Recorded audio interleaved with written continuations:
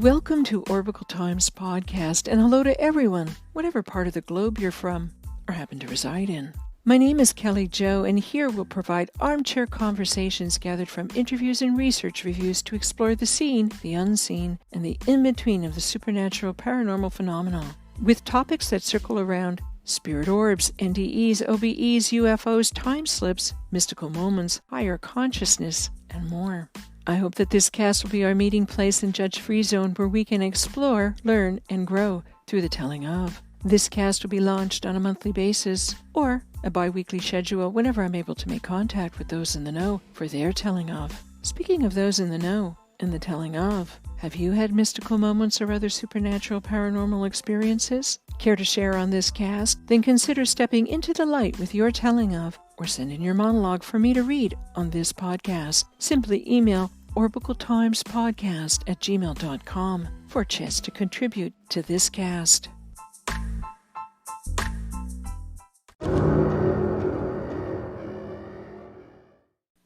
I think some of these experiences are so personal.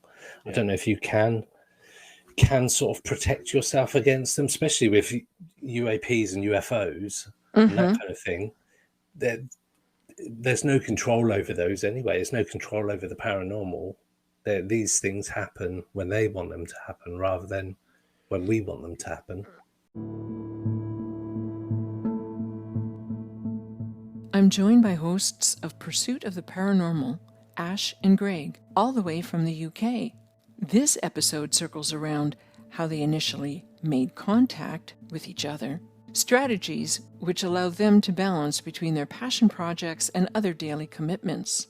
We explore Greg's special interest in and experiences with the paranormal, and Ash's sighting of a UFO, which may have been the foundation for his continued interest in and creation of an UFO organization. It was such a pleasure to speak with these individuals, and I thank them for carving out some time in their very busy schedules to contribute to this cast. Thank you, Greg and Ash, for allowing me the opportunity to chat it up with you. And so, without further ado, here is that interview.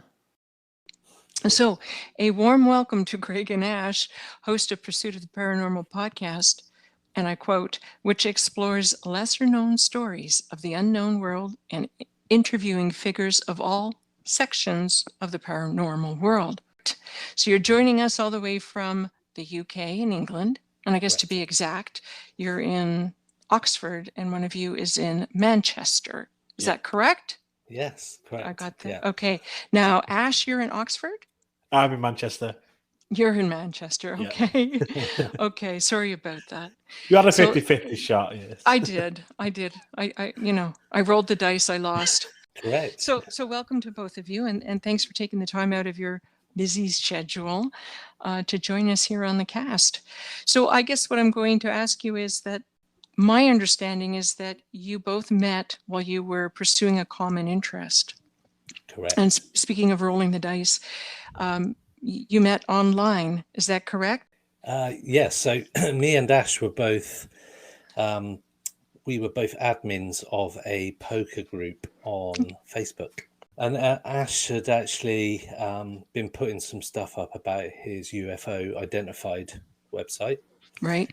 And basically we connected through that, and I said, I'm into the paranormal. And then I sent him a message shortly afterwards, after we sort of became friends on Facebook, and said, I'm thinking about doing a podcast. Do you want to do one? And 2 weeks later, we had our first episode up. Greg, you initiated that sort of first ask, I guess. Why a podcast? I've been listening to podcasts for a long time. So I've been listening to people like Joe Rogan. Then I would just search for poltergeist podcasts, Ouija board podcasts, Ouija board podcasts. Yeah, and just listening to stuff, and I really like it. And I've got history of like doing paranormal, and then I saw Ash was into the UFOs, and it kind of is another passion of mine. And we kind of connected. We were chatting online for a bit, and then it was like, should we just do it? And here we are. And here you are indeed. Now, would you say that there are skills in poker that are transferable into making a podcast? Sort of. I'd say having patience is probably That was the one I was thinking. This next question is for you, Greg. You had mentioned, and I was aware of also, that you had an interest in the paranormal.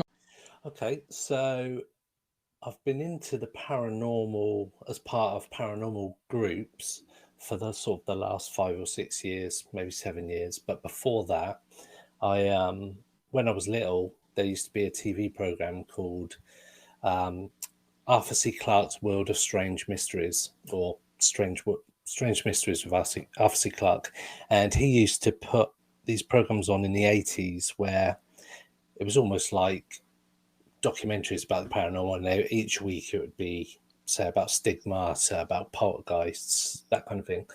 And yeah, sort of that got me hooked then, and had a bit of UFO stuff that I'd get into the UFOs with X-Files and whatnot. And then that sort of dipped off a little bit, although I was still interested. And now I was back with the paranormal because I found it absolutely fascinating.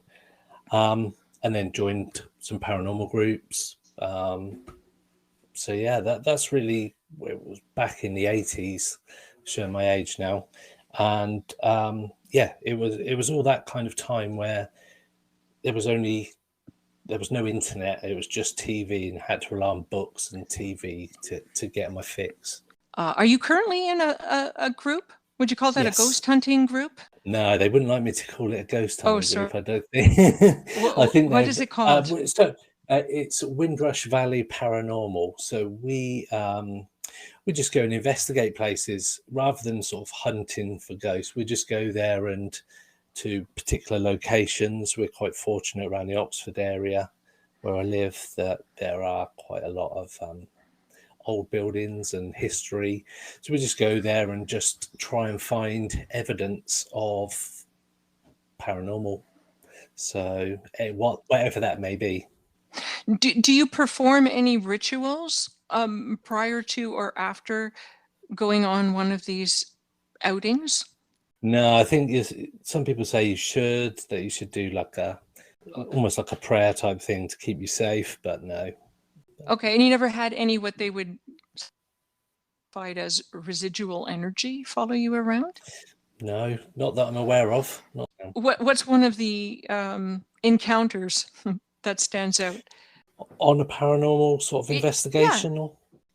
I've been at a place called the Ancient Ram Inn, which is it's classed as one of the most haunted sites in the UK. And it's like 1,100-year-old site. I was doing a Ouija board. Like there was a big noise, and the Ouija board was hit from underneath and flew up into the air. Really? So that was quite weird. Yeah, I've been there a second time, and I was literally petrified the whole time I was there. I didn't like it at all, and I don't get scared easily, but that really scared me. Did you do a Ouija board the second time? No, I didn't. No, but I would have done. I've had no problem doing them. I don't find them scary at all. Okay. So speaking of paranormal and UFO stuff earlier, do you guys consider like UFOs or UAPs to fall under the umbrella of the paranormal, or do you consider UFOs to be normal? Ash? Yeah, so my interest is mainly UFOs going back about 20 years. 1997? Yes, so yes. I was 10 years old in 1997. Yeah. And that's when I first saw a classic black triangle UFO, just moving across the sky. Number of adults and kids, we all saw it. None of the adults knew what it was. We're just like as amazed as we were. And that just started me off on what did I see? A journey to find out what it was ever since then. Yes. So it was when I think it's the Hale-Bopp comet was visible in the UK. Okay. And the comet was visible for around 3 months. So it was quite a big event.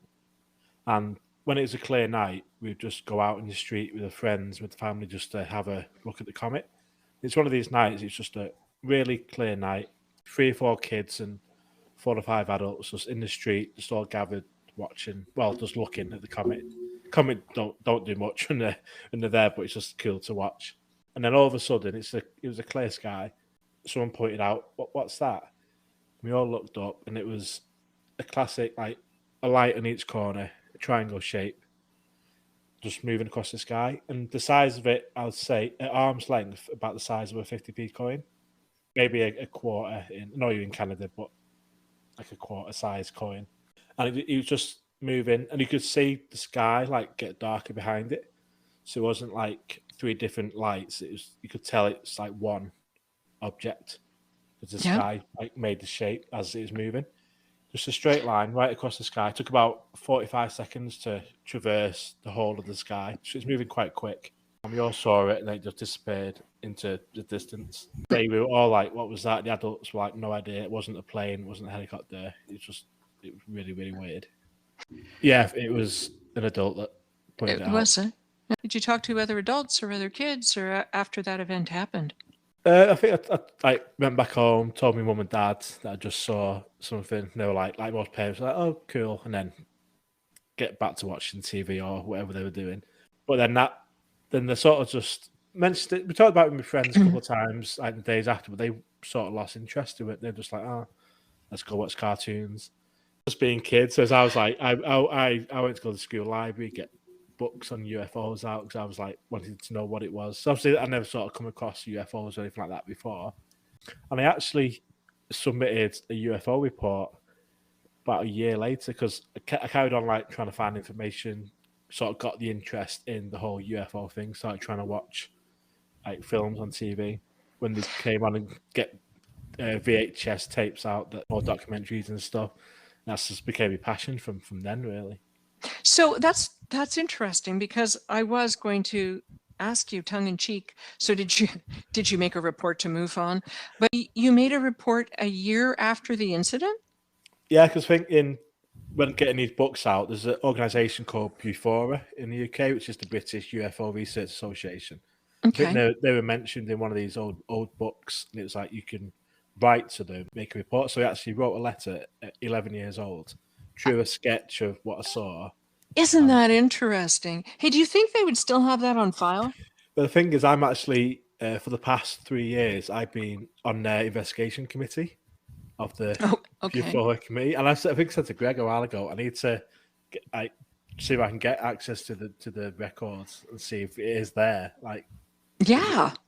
I was like 20 odd years ago, but it might still be, and that'd be amazing to find. Like a time capsule. Yeah, I need to chase that up definitely because like I said, I need to try and find if they still have that file, that report. It'd be amazing. Did they respond to you? Yes. I vaguely remember like a letter back just saying thanks for your report, and that was it really. But yeah, I definitely did get a letter back. I think because they're probably so young, they might have been a bit, oh, this is quite cute. There's a kid that's writing to us. So yeah, I do remember getting a reply. I can't remember really what it said now. Do you recall if the adults in your life, did they support you sending that letter, or was it just something, you were reading the books, you found the information, you just sent off the information and that was that? Yeah, I think my dad, more so than my mum, is sort of more in. He likes the old Graham Hancock books and that type of like ancient alien type stuff. So he was sort of interested in that side of it. So he was like, so he'd say, "Oh, read this book" and stuff like that. So he was supportive a little bit on that side of it, and I think he did probably help me actually send it and get the stamp or whatever to actually. Yeah, I was going to say, did you really go and get your own stamp?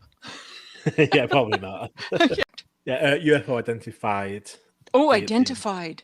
Yeah, but 2020 I started UFO 2020 because I had interest going into my teens, and then I think being a teenager and then a young adult sort of life, sort of working takes over. And probably the past 5 years or so, I sort of got the passion back, started doing it more seriously, became involved before it as did my investigators training, which took about 18 months, became a part of that. And then when COVID happened in 2020, I was furloughed from a day job. So I had all this spare time all of a sudden. So I thought, right, I've been doing it sort of on my own, doing my own research, doing my own sort of documenting stuff and investigations. I'm going to do something to put it out there so that other people can read my articles, read my investigations, and yes, that's why I started UFO Identified in 2020.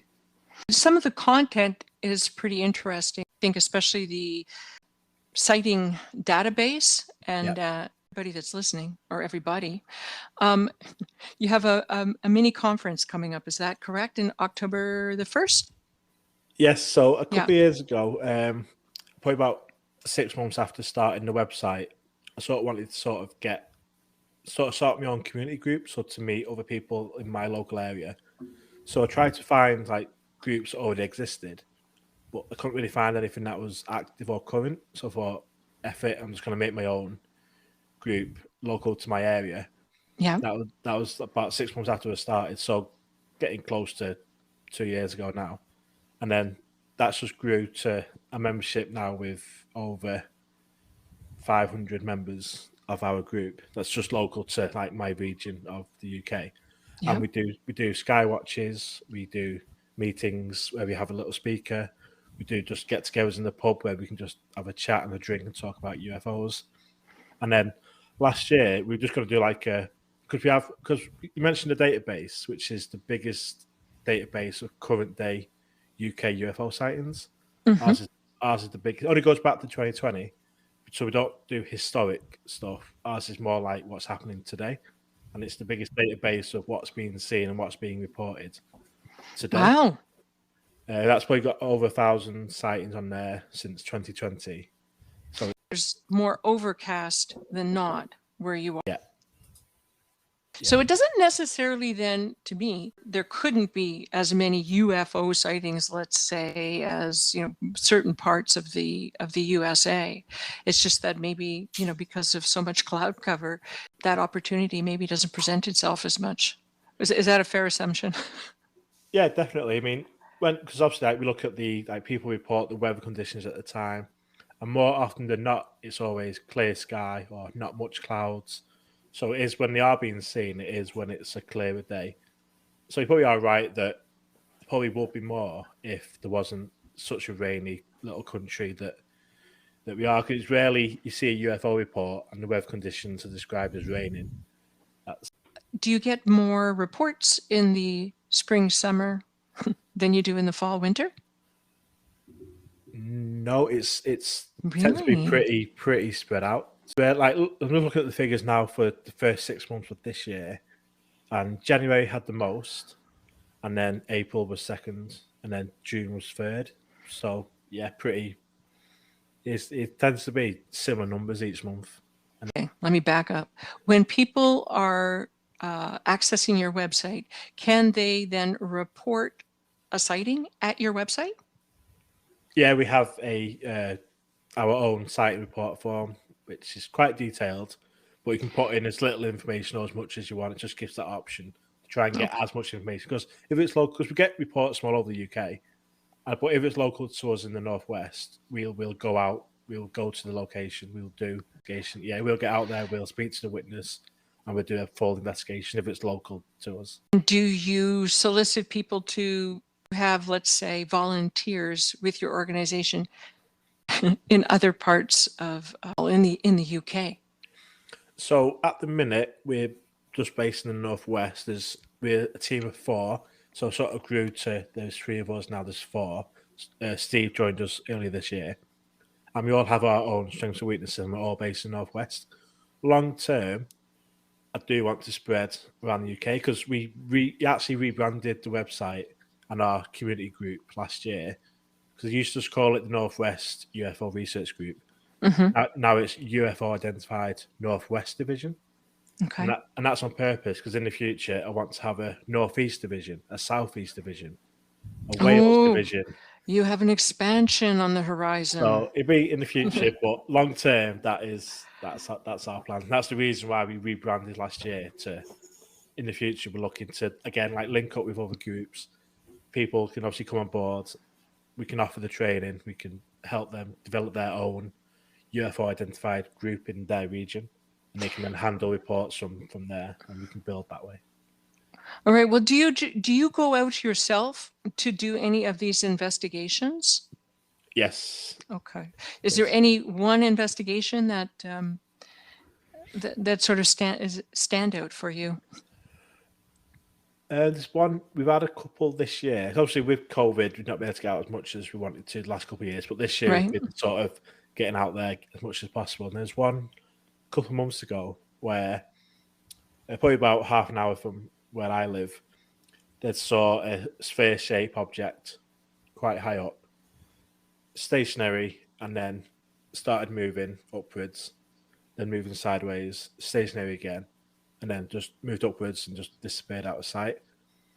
And so we went out to the location, interviewed the witness, went to the place where she was stood, took photos, did the full investigation. That's probably the one investigation this year where we've not been able to identify what it was. Because a lot of the cases we can, sometimes straight away we can be like, yeah, that's this, that's the ISS, or that's the balloon. And we can do a little bit of research, then we can just to prove that's why we think that is.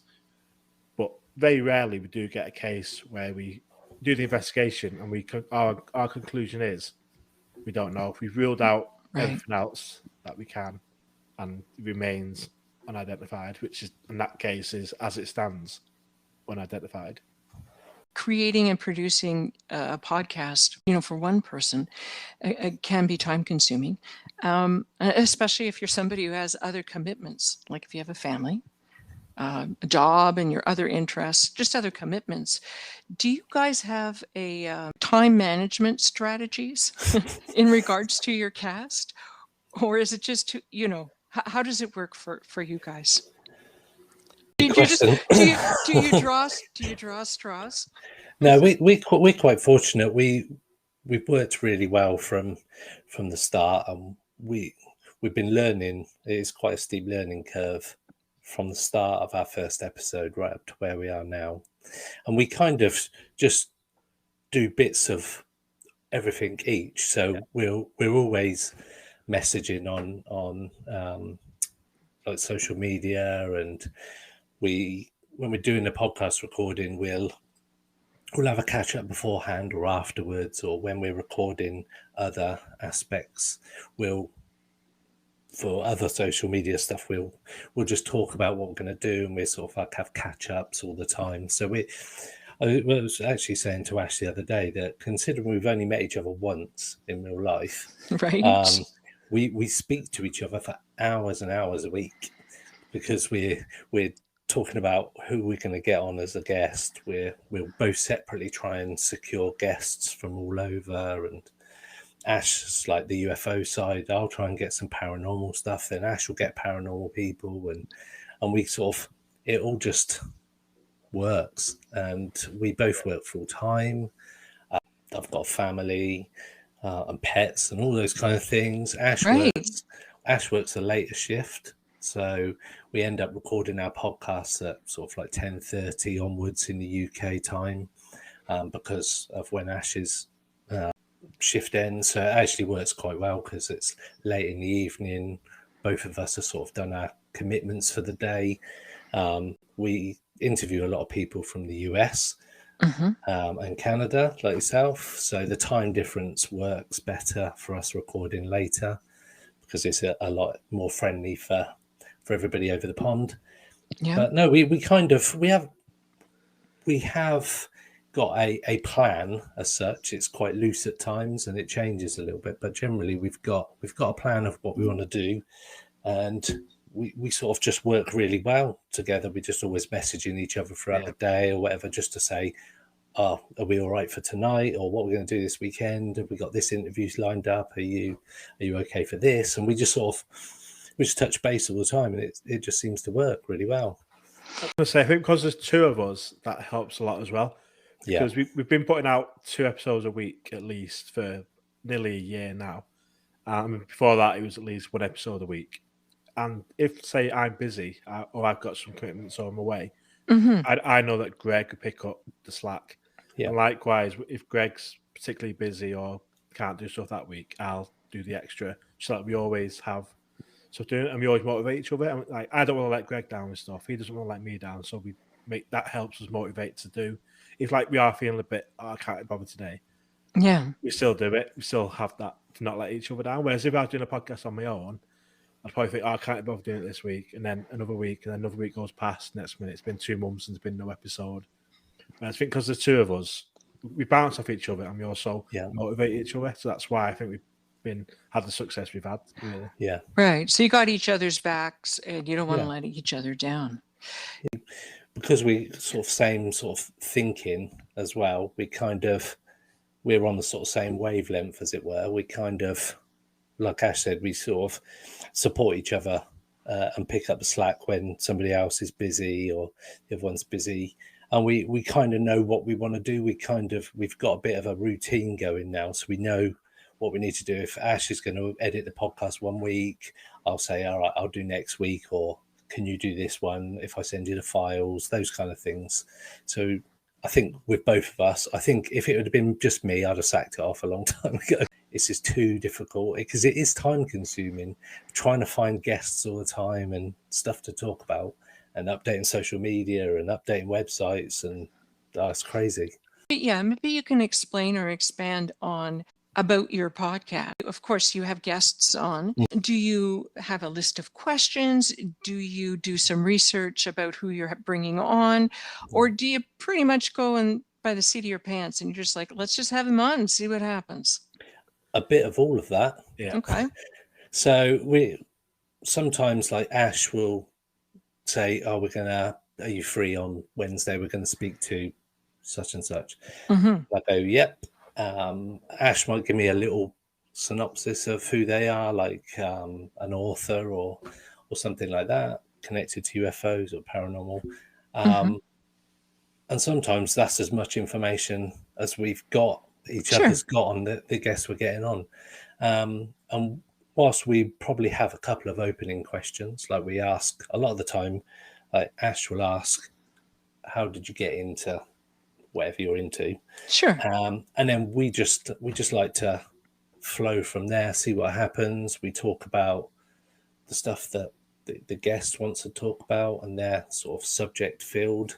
And then we'll just try and ask questions based on the fact that we don't really know what they're going to say.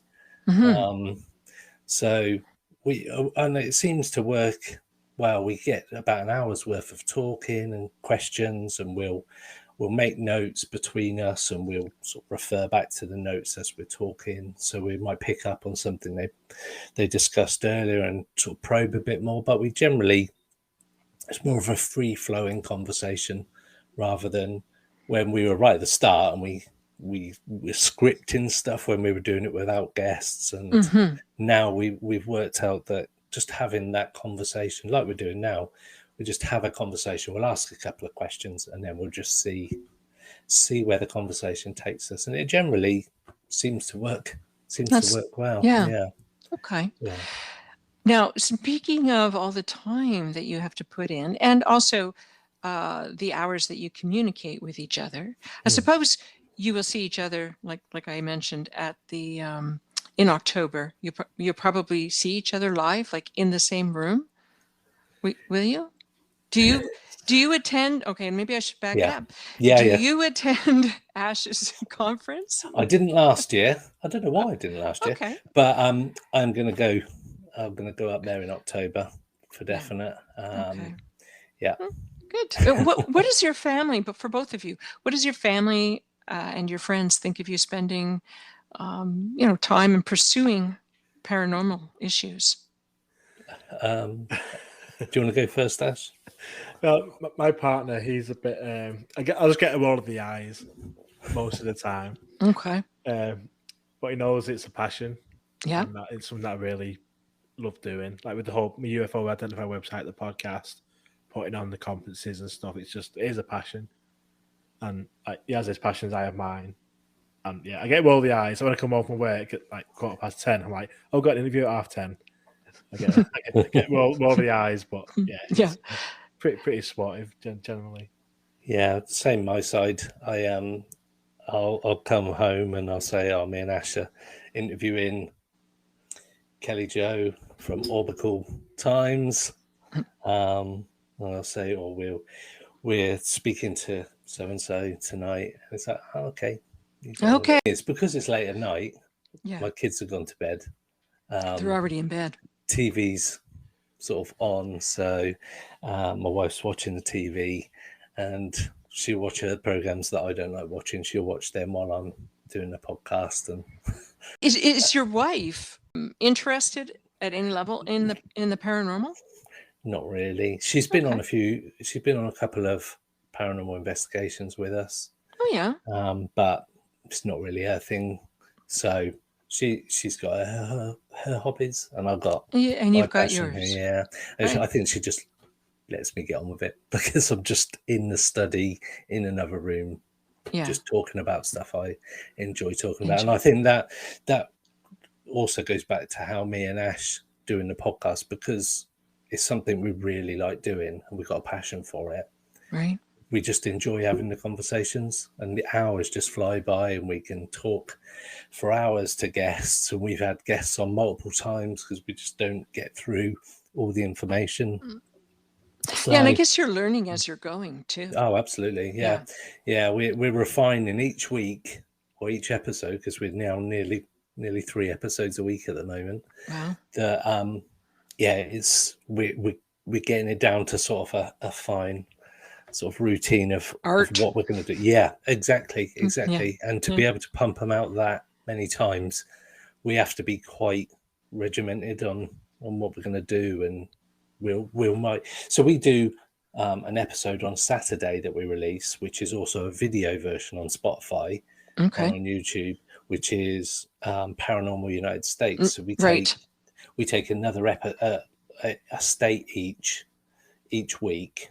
We alternate it, and we'll find out some information about that particular state, some paranormal stuff that's happening there that maybe people aren't aware of, and we spend about 10 minutes talking through with photographs and basically sort of putting out some information for people that are interested. So that goes out. So we'll try and get a couple of those recorded at a time. So we're constantly trying to keep ahead of ourselves. Right. You've got a couple in the can, as they say. Yeah, definitely. Right. Okay. We've been guilty of not having that. And because we release at a certain time on a certain day, right, we've been recording quite late up until that point.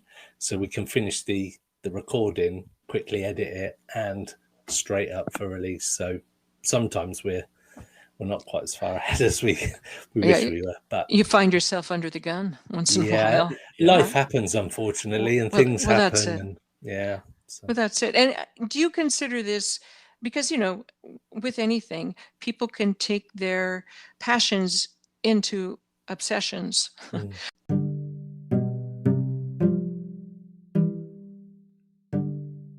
A side note, I hope to keep this cast a commercial-free zone. In light of that, please consider subscribing to my YouTube channel. Simply type into your search engine Orbicle Times, and you should see both my channel's name, Spirit Orb Sightings, plus that of my webpage, orbicletimes.com, which will also grant you access to my YouTube videos and other webpage content. If you've already subscribed, many thanks. With anything, people can take their passions into obsessions. Does this still for you feel like a passion project? Do you ever feel like, what am I doing this for? Do you ever feel like that? No. Okay. No. I do think to myself sometimes, oh my God, what kind of conversation have we just had? It's very true. We can so with our episodes, we just sort of put them out there. During the episode, we put no judgment either way on whether we believe what we've just spoken about. Sure. Because some of the things that people tell us and the episodes that we've covered, they're quite out of the realm of normality, if for want of a better phrase. There's some stories and experiences people have had that are just mind-blowingly far away from like normal. You mean high strangeness? High strangeness, yeah. We will come off something. We've come off an episode before, and we've just looked at each other, and it's because we do ours via Zoom or some of the other video recording sites, and we're just like, I do not know what to say about what we've just heard, because it's mind-blowing. It's incredible, regardless. And if the whole lot's true, and we're not there, so we don't know what that situation was like. We we cannot make a judgment because we weren't there at the time. It's just like, this stuff's incredible. At the start of the podcast, me and Ash have always said, like, be talking about what we talk about now on the podcast is completely, for want of a better phrase, alien to where we were right at the start. What did that look like then when you think about that now? Yeah, so we didn't really know where the podcast would go in terms of guests and the type of guests we go on and the subjects we talk about.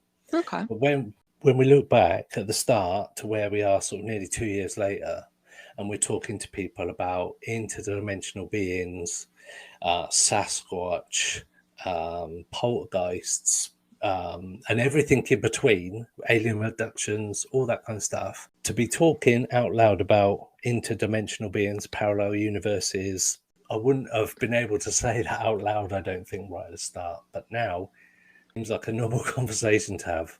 Right. Because you are still continuing with the podcast, I'm going to assume it probably has contributed to your quality of life. Would you agree with that? And if you do you have examples? I would say definitely, because like my job can be quite a hard job and stressful, and just like want to go home. But like for example, today, it's like we've had in the UK the highest ever recorded temperatures ever in the last couple of days. Right, and so, fires and literally, like the south of the country is just burning. It's just been absolutely crazy. Like the weather's just been nothing that none of us are used to at all. So my job's been pretty intense because of the heat. It's just been extra busy because of the heat. And it's just been hard because it's just been so hot whilst working. It's just been a really hard few days. Yeah. Like for example, tonight I knew I had this interview coming tonight. So instead of being looking like just wanting to go home, the fact that I'm thinking I go home and then I get to do my podcast, or I'm going to be looking forward to being a guest on this podcast. So maybe that extra, it's that extra sort of. I found this avenue and this friend in Ash that we've got this joint passion. We just love talking to people about all sorts of weird stuff that's happened, and it could be orbs, it could be UFOs, it could be anything, and it's just like, right, where are we going with this conversation now, and what am I gonna hear that comes out that I haven't heard of before, or something I have heard before, and it seems to be a pattern across everything. That's there always there's a bit of a fascination when you talk about paranormal or UFOs. People go, oh yeah, I sort of follow the news, or I've seen these horror films, and it's quite a conversation starter. Nobody sort of goes, what the hell are you on about? Okay, so that's just my world then. All right. That more men than women are involved in and within the UFO, even the paranormal. So really this question, I guess, is for both of you, for both of those communities, with things like, ghost hunting.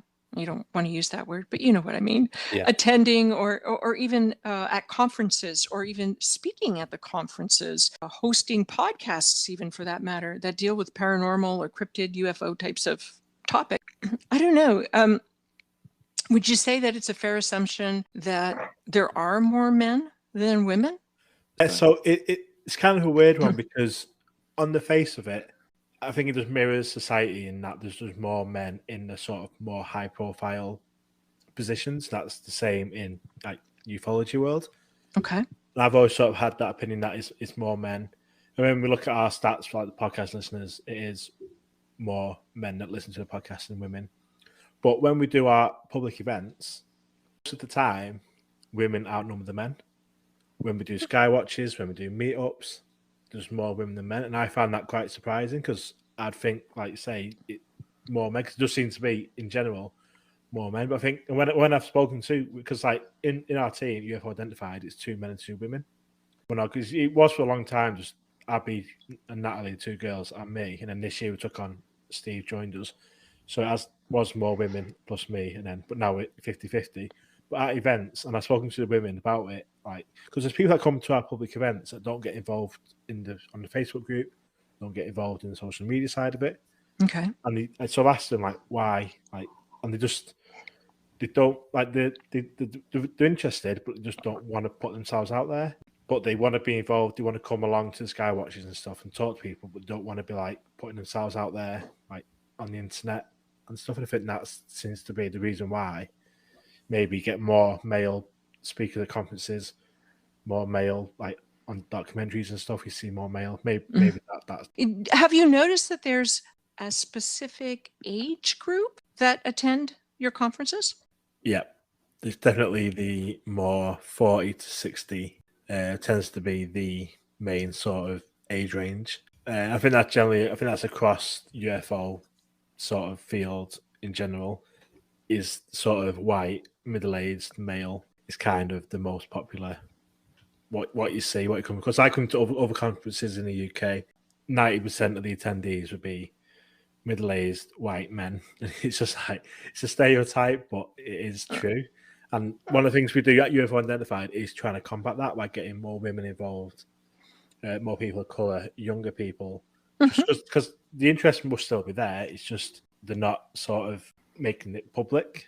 They're sort of in the sidelines watching, but not getting involved as much. That's something we are actively trying to do by having like women speakers at the conference. Were you able to get a woman to speak at your upcoming conference this year? Yes. Yeah. And we also compare is Natalie as well, who sort of runs the event, and obviously two of the organisers are women as well. So there's a female obviously influence in there, which is good. Greg, can I get your opinion on orb photos? Because it seems to me, and I could be wrong, that there are many in the paranormal field that don't believe in orbs, or maybe they believe in orbs, but they don't believe that you can capture orb photos. They usually classify that as backscatter or something along those lines. What are your thoughts about that? I'm on the fence. I've got a video that I recorded, which has got clear orbs on it moving intelligently on camera that I didn't see with my own eyes, but they're there, which I can send you. Yeah. Because I know orbs is your thing. There's one on your website called the Fallen Angel, I think. Oh yeah, that big guy. Yeah. So I was on a paranormal investigation many years ago, and long story short, the video camera didn't record what I was seeing through the viewfinder. It was one of the old school kind of video cameras. I caught something extremely similar, just appeared, dropped down, then disappeared. And I told the rest of the team, said, I've just got something amazing on camera. Went to look back and it hadn't recorded. And I know what, it was just a problem with the user, i.e. me. And I was gutted about that, because it was very similar to what you recorded in that particular video. But it's very divisive. It's a very, people either go for the orbs or they don't. I don't think there's even a middle ground. People either believe in and say that it's paranormal, or it's a spirit, it's a soul, or people are just like, no, it's dust or whatever it is. And we've spoken to many people. Myself, we've also spoken to some paranormal investigators, and one of the guys is just completely against orbs, saying it's not a thing. It's really difficult. I've caught something on camera that I can't explain, which is a typical orb. It's bright. It's a bright white dot that I say on camera that I'm leaving the room. Thanks for your time. I'll listen to the voice recorder afterwards. And as I'm just about to leave, this white dot appears and flows out sort of around the room and out the door, and is essentially the same route that I take out of the room, but before me. Yeah. So if you've seen Donnie Darko, the film Donnie Darko, where he has this sort of thing come out of his stomach where it does the same route he does. It's kind of that's the way I can explain it. It looks. Okay. I'll send it to you and you have a little look. Yeah, please do. But there are orbs that appear as the door opens and such like. So I'm still on the fence because with a lot of the paranormal stuff, even though I'm an investigator, a part of a team, I'm still waiting for that one piece of evidence that you go, you know what, that's the one. My hotel haunts, but there's still something interesting about what I will say that entity, for a lack of a better word, that the feeling is that whatever was there was a couple of them, but one in particular at the end was sort of the same entity that is in my bedroom. It's sort of the same thing.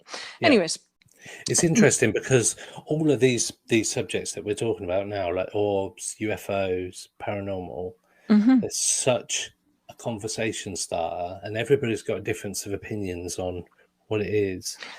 Yeah, it's more. It asks more questions the more we talk to people than we ever seem to get an answer for. Yeah, same with UFO abductions.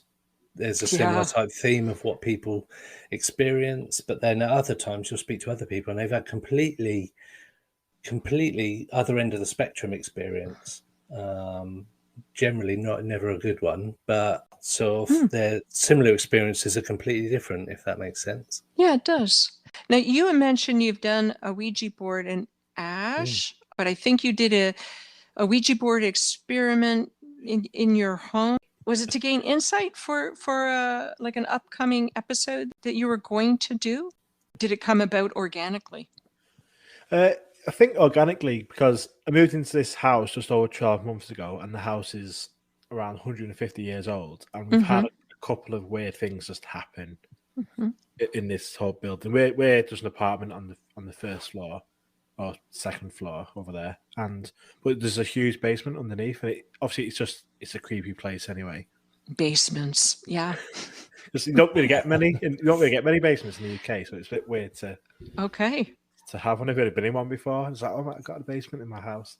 My brother's girlfriend is quite big into just creepy stuff, and when I talk about the sort of ghost experiences I've had or weird things happening in the apartment, it's like, she's like, I've got to do a Ouija board in the basement. So, and we had done an episode on Ouija board, never done one before. I just thought, because people say like, don't do it in your own house and stuff in case you attract whatever. I was like, I'm not bothered. There's already something here. Let's see if we can communicate with it in the basement. And we did get some result. Obviously, with a Ouija board, there's 4 of us doing it. You don't know if it's just the subconscious, if someone's doing it on purpose. I mean, I trust the people I was there with that they weren't doing it on purpose, but we were asking questions. We did get some answers. It was interesting to do it, and I'd do it again. I think I need to do it again soon. Did you say you would do it again? Yes. So here's an idea for you for the next time. All your participants, except one, wear a blindfold. And then that individual that has no blindfold, they get to ask the question and write down the answers. And you can switch the board around so they don't know which way is up. Have you ever done the Ouija board online? Have you ever played that online? No, not yet. Go look. Go look, and if you ever do that, let me know what you think of that. So we do an experiment. Me and Ash did it together called the Estes method, which is listening to the spirit box with a blindfold and headphone. Yeah, so you've got your blindfold on, so you can't be influenced by anything that's happening outside, and you can't hear the question that's being asked. Right, you just get the answer. Spew out the words that comes to you. Is that up?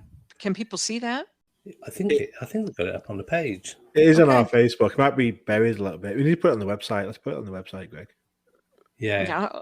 I'd like to see that, and I'm sure that a lot of people would like to see that haven't yet.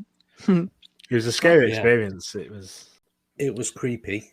For want of a better phrase. Yeah, because when you're doing it, because I was what you call the receiver, so I'm blindfolded. I headphones. I can't hear anything apart from just the ch of the spirit box. We're in the middle of a forest, like literally in the middle of the night. It's freezing cold, and I'm just trusting that because we're with Abby, who's part of UFO Identified, and Greg, and I'm trusting that they've not run off on me, that I'm not just left on my own, that nothing's happening, and you just like sort of zone in on trying to hear words and sentences coming through. Yeah. And as it was going on, I was just saying, just obviously, it meant nothing to me. As I'm just saying words and I'm saying sentences. I've got no context, so I'm just saying what I hear in my ear. And then as it went on, I kept getting the same two voices coming through, a deep man's voice and like a female voice that was getting more and more like frightened. This female's voice, as this man's voice was getting deeper, and it was like they were arguing, these two voices. Oh, wow. But they're coming through more and more often. Obviously, the spirit box is cycling through the radio stations, the FM signal. So you'd think it would be like every 30 seconds you'd hear that same sort of noise, but it was getting closer and closer together, these same two voices. And it got to the point where I was feeling the fear from this female voice. That's when I said, no, I've had enough. It was really, really like, unsettling. It was horrible. It felt real. Well, looking back at it now, yes, because I wish I had the nerve to just keep listening and not let the sort of fear get the better of me. Because when we got back, we watched the videos, we listened to the voice recordings, I transcribed like the whole thing. And I was like, I wish, because we were getting somewhere with the answers as well, because the answers to the questions, I didn't know the questions. Right. So I'm transcribing, and I'm now hearing my answers to the questions, like working you're out just calling out. You're just calling out what you're hearing. You're just calling out the words. Yes, no, go away. Whatever it is that you're hearing. Yeah, and I'm watching it back now, hearing the questions and seeing Greg and Abby. Yeah, after the fact, their reactions, because they're obviously hearing the answers match up to the questions and being accurate as well. So they're like freaking out, like, "Oh my god, like is this real?" I've actually got no idea until I watched it back, and I wish I'd carried on doing it. I didn't like give in because it was hard to listen to. It was hard. What were you afraid of? I don't know. It was, I think maybe because it's the first time doing it, and just these two voices, and it was getting like more intense, more often, and it was in my head as I picturing it now.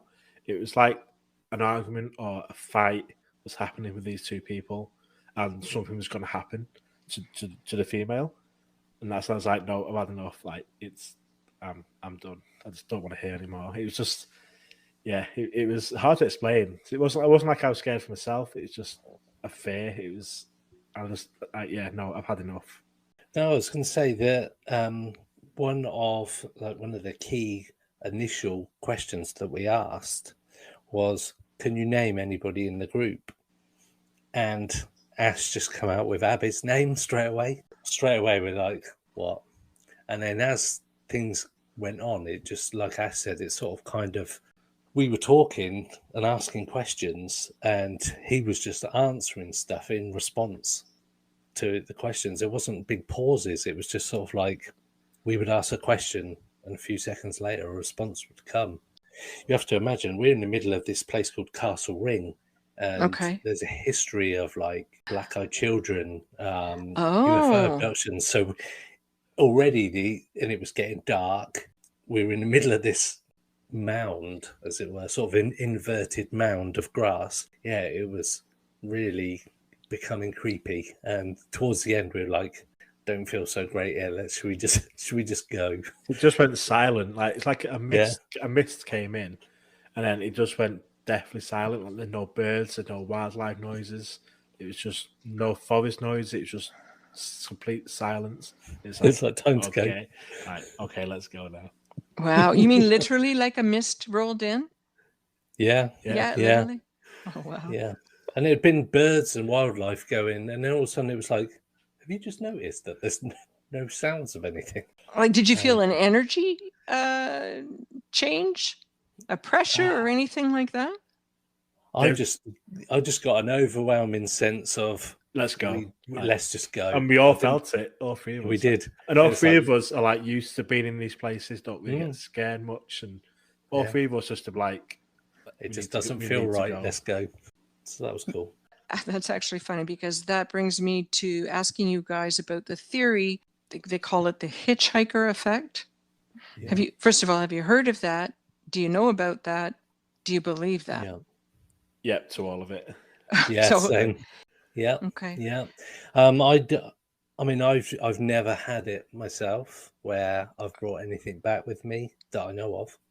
I do hear a lot where people have been on. So the group I belong to, we were contacted by a family to say that their daughter, there was issues in the house that they wanted us to come and investigate and see what we could find. But their daughter had been out on a paranormal investigation, and they think that she brought something back with her as well. So like some kind of weird entity.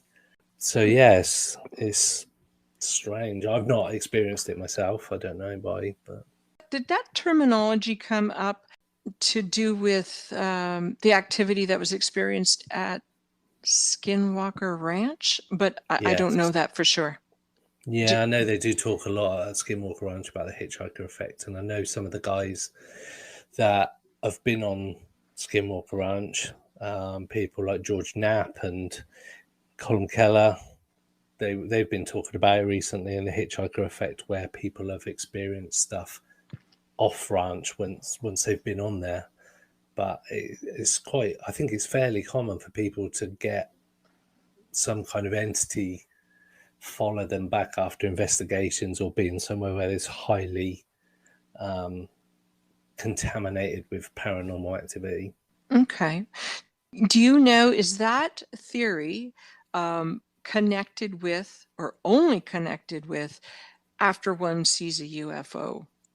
I think it's become sort of a thing from UFO encounters where, like say, Skinwalker Ranch, and I think sometimes that terminology, it becomes a sort of a terminology used across everything. But I people regularly, I think, bring home entities or things following paranormal investigations. So I don't know if it's necessarily just a UFO thing. I think though, because there's no definitive answer of what anything is really. I don't know how you can protect yourself for something that we don't really know. I've not had any bad experiences. I think I don't know why that would be, but I think some of these experiences are so personal. I don't know if you can sort of protect yourself against them, especially with UAPs and UFOs and that kind of thing. There's no control over those anyway. There's no control over the paranormal. These things happen when they want them to happen, rather than when we want them to happen. That's my opinion anyway. Yeah, I think a lot of it comes down to belief, and if it makes you feel better to do like a ritual before or after to protect yourself, because a lot of the paranormal, UFO and other, it is psychological, and a lot of sightings and reports come down to the psychological, how that person was at the time. I mean, there are a lot of cases where sadly it is mental health issues that people have, and it isn't anything paranormal. It's just they've got issues, and that's causing things to happen in their head. And obviously for us, we don't know what's going on in people's heads. We can only take their word for what's happening.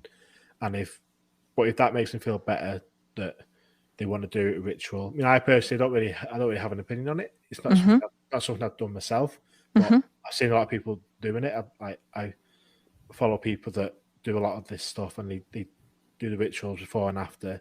And I think sometimes I think maybe we should do it. I just don't really know enough to comment more really.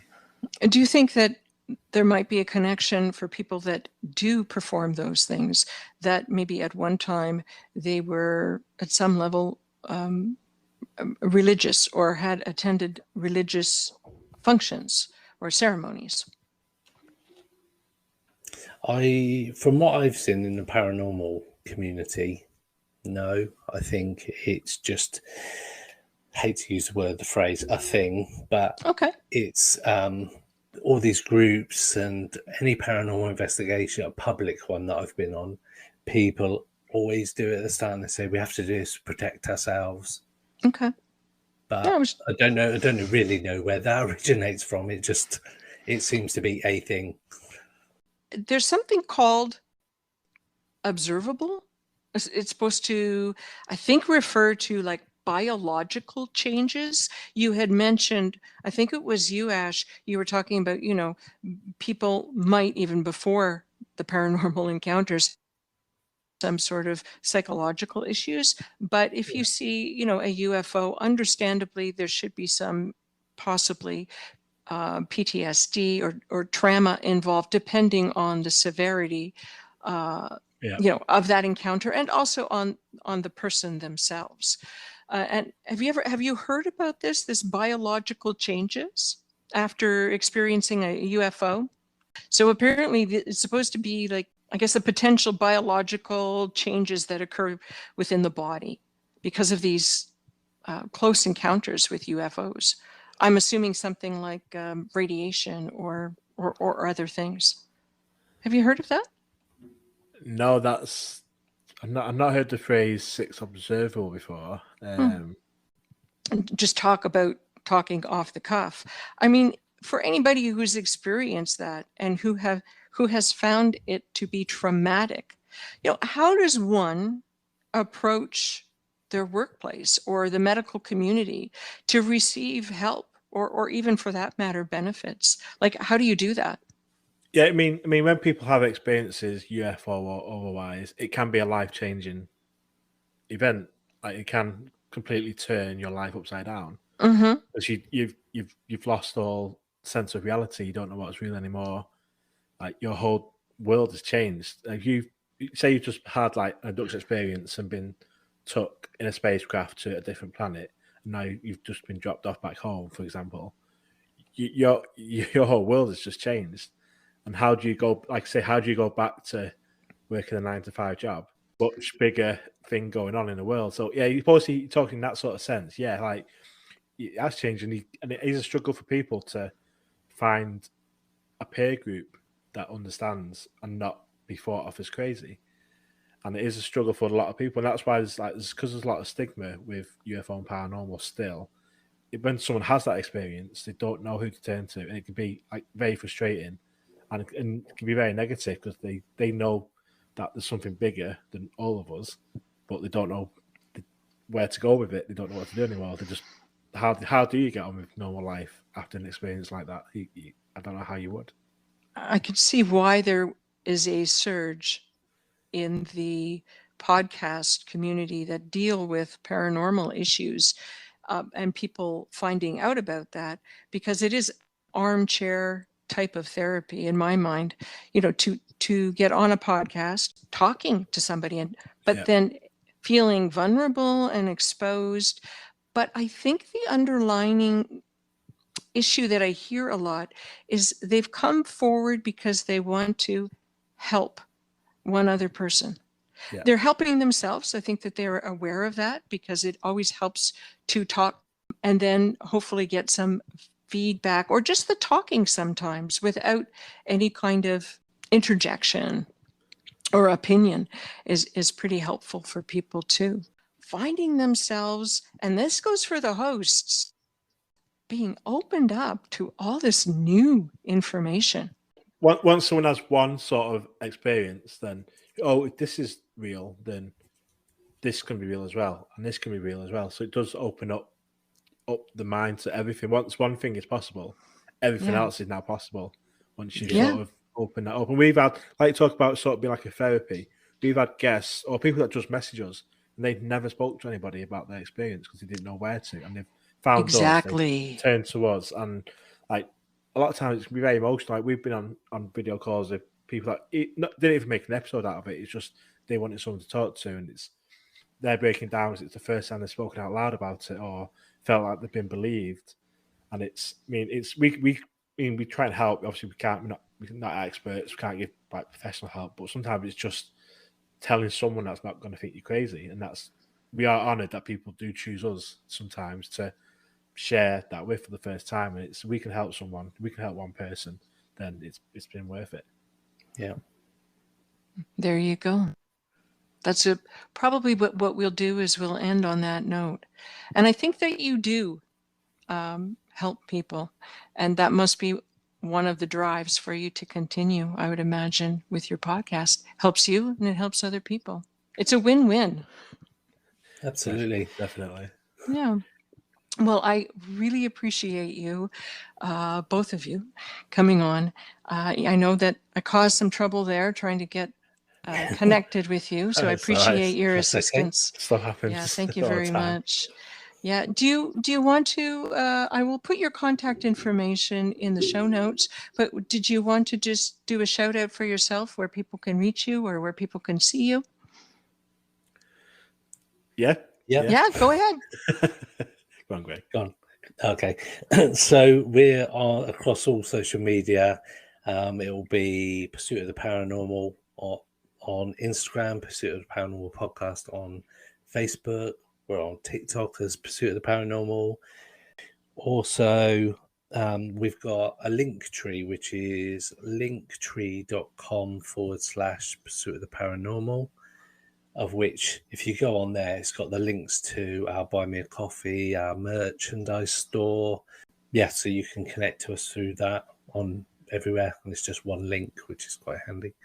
Perfect. I appreciate you both taking your time, and I know it's late on your end, so I thank you again.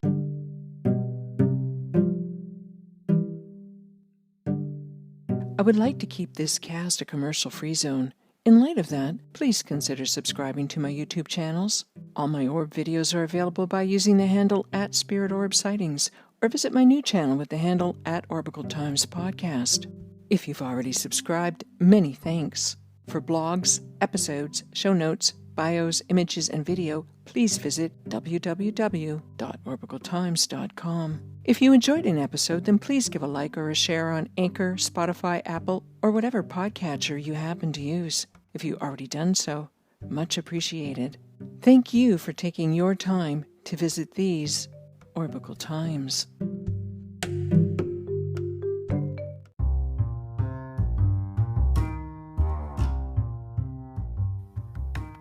Orbicle Times Podcast is written, produced, edited, and hosted by me, Kelly Jo, at Studio Spare Room.